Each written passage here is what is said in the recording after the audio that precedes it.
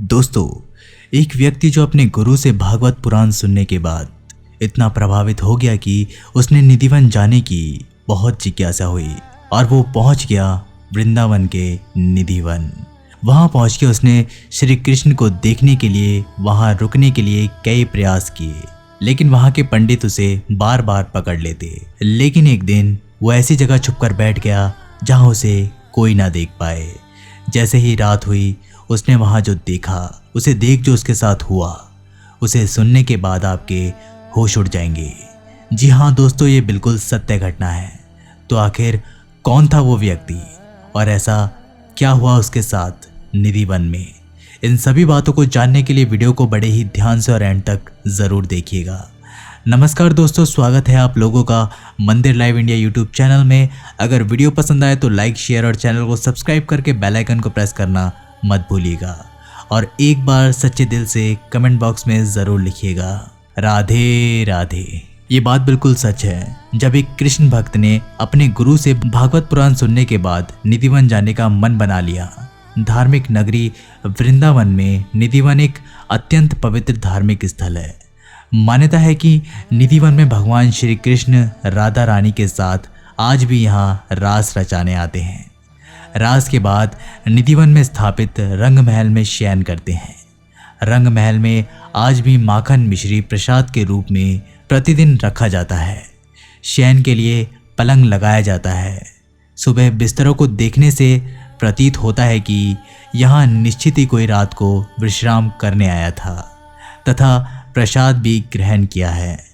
लगभग 2-2.5 एकड़ निधिवन में फैले वृक्षों की खासियत यह है कि इनमें से किसी भी वृक्ष के तने सीधे नहीं मिलेंगे तथा इन वृक्षों की डालियां नीचे की ओर झुकी है और आपस में गुथी हुई प्रतीत होती है। निधिवन दर्शन के दौरान वृंदावन के पंडे पुजारी गाइड द्वारा निधिवन के बारे में जो जानकारियां दी जाती है, उसके अनुसार निधिवन में प्रत्येक रात्रि होने वाली रासलीला को देखने वाला अंधा, गूंगा, बहरा, पागल और उन्मादी हो जाता है ताकि वो इस रासलीला के बारे में किसी को ना बता सके। इसी कारण रात्रि 8 बजे के बाद पशु पक्षी, परिसर में दिन भर दिखने वाले बंदर, भक्त, पुजारी इत्यादि सभी यहाँ से चले जाते हैं और परिसर के मुख्य द्वार पर ताला लगा दिया जाता है। उनके अनुसार यहाँ जो भी रात को रुक जाता है वो सांसारिक बंधनों से मुक्त हो जाते हैं और जो मुक्त हो गए हैं उनकी समाधियाँ परिसर में ही बनी हुई है। निधिवन में जो आपस में गुथे हुए वृक्ष आप देख रहे हैं, वही रात में श्री कृष्ण की 16,000 रानियां बनकर उनके साथ रास रचाती हैं। रास के बाद श्री राधा और श्री कृष्ण परिसर के ही रंग महल में ही विश्राम करते हैं। सुबह 5:30 बजे रंग महल का पट खुलने पर उनके लिए रखी हुई दातुन गीली मिलती है और सामान बिखरा हुआ मिलता है, जैसे कि रात को पलंग पर कोई विश्राम करके गया हो। ये सब जानने के बाद उस भक्त की उत्सुकता इतनी बढ़ गई कि वो निधिवन में प्रत्येक रात्रि होने वाली रासलीला देखने के लिए निधिवन जाने की सोचने लगा, क्योंकि उसके गुरुजी हमेशा कहते थे आज भी वहाँ पर हर रात्रि श्री कृष्ण रासलीला करते हैं। लेकिन उसे विश्वास नहीं हुआ और उसने ठान लिया कि वो वृंदावन जरूर जाएगा और वो पहुँच गया वृंदावन के निधिवन में। वहाँ पहुँच के वो शाम ढलने का इंतज़ार करने लगा। वहाँ के पंडे पुजारी शाम ढलते ही वहाँ से लोगों को जाने के लिए बोलने लगे।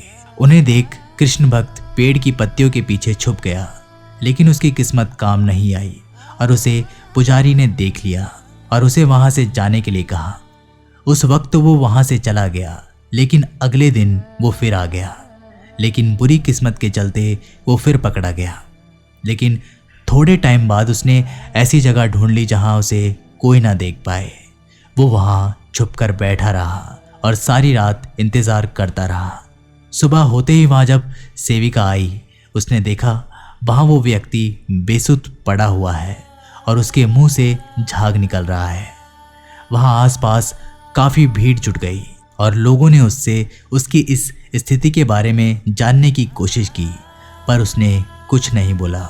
उसके बारे में सूचना मिलते ही उसके गुरुजी वहाँ पहुंच गए और वो उसे अपने आश्रम ले गए, जो कि गोवर्धन में रहते थे। लेकिन वो वहां भी ऐसे ही पड़ा रहा। एक दिन उसने सुबह उठकर कागज और कलम मांगी।